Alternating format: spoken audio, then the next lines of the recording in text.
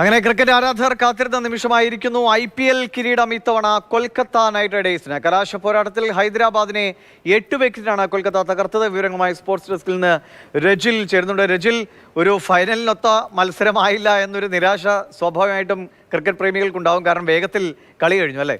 അതെ, 114 റൺസ് എന്ന വിജയലക്ഷ്യമാണ് ഹൈദരാബാദ് കൊൽക്കത്തയ്ക്ക് മുന്നിൽ വെച്ചത്. ഇതൊരു പൊരുതാവുന്ന സ്കോർ പോലും ആയിരുന്നില്ല ചെന്നൈയിൽ. അതുകൊണ്ട് തന്നെ അനായാസമായി ബാറ്റ് ചെയ്യുന്ന കൊൽക്കത്തയാണ് നമ്മൾ കണ്ടത്. തുടക്കത്തിൽ സുനിൽ നരേൻ്റെ ഒരു വിക്കറ്റ് നഷ്ടപ്പെട്ടത് ഒഴിച്ചു നിർത്തിയാൽ കാര്യമായ ഒരു വെല്ലുവിളിയും കൊൽക്കത്തയെ സംബന്ധിച്ചിടത്തോളം ബാറ്റിങ്ങിൽ ഉണ്ടായിരുന്നില്ല. നമുക്കറിയാം, ഈ IPL സീസണിൽ ഏറ്റവും സ്ഥിരതയാർന്ന പ്രകടനം കാഴ്ചവെച്ച ടീമാണ് കൊൽക്കത്ത.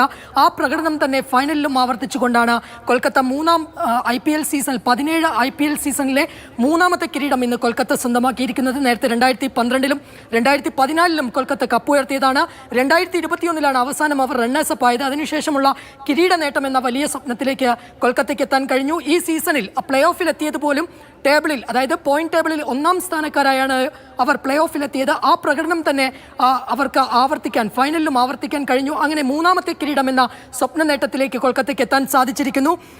ഒരേ ഒരു വിക്കറ്റ് മാത്രമാണ് കൊൽക്കത്തയ്ക്ക് നഷ്ടമായത്. 6 റൺസ് എടുത്ത സുനിൽ നരേൻ സ്കോർ ബോർഡിൽ 11 റൺസ് മാത്രമുള്ളപ്പോഴാണ് സുനിൽ നരേൻ്റെ വിക്കറ്റ് നഷ്ടമാകുന്നത്. പിന്നീട് ഒരു ഘട്ടത്തിൽ പോലും സൺറൈസേഴ്സ് ഹൈദരാബാദിന് ഒരു പ്രതീക്ഷയും അവർക്കുണ്ടായിരുന്നില്ല. ഏറ്റവും മികച്ചൊരു പ്രകടനവുമായി അവർക്ക് വേണ്ടി കളം നിറഞ്ഞത് റഹ്മത്തുള്ള ഗുർബാസാണ്.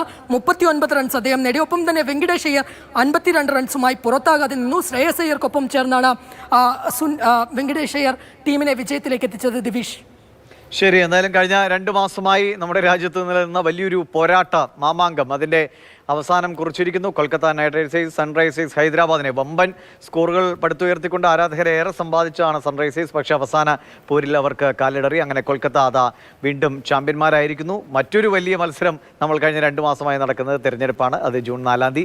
അതിൻ്റെ കലാശക്കൊട്ട് നമുക്ക് ഫലവും അറിയാം. ശരി.